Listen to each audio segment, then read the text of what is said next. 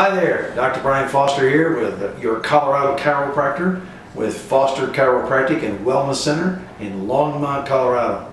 Thanks for watching. Hey, I got a question for you. What's a bowling ball got to do with your head?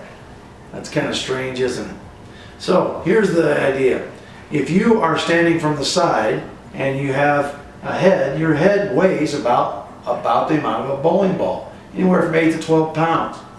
So if that bowling ball, if you try to hold that bowling ball out here like that, you can't do it very long.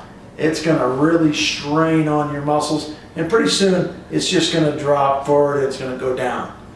Now, if you take that same ball and hold it over your arm, over your elbow, close to your shoulder like that, you could hold it there for minutes, maybe hours.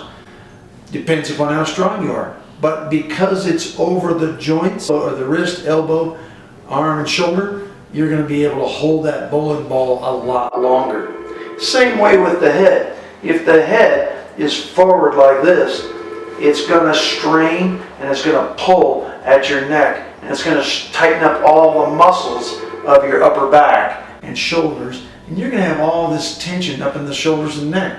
Now, if you bring that head back up over the shoulders, your head will be in a much better biomechanical position, and you won't get tired, you won't get fatigued.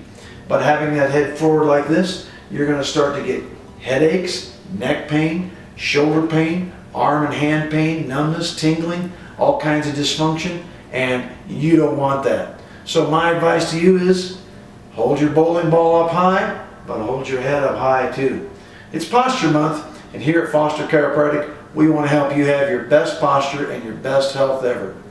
Have a great day. That's your Chiropractic Minute from Dr. Foster, your Colorado chiropractor at Foster Chiropractic and Wellness Center.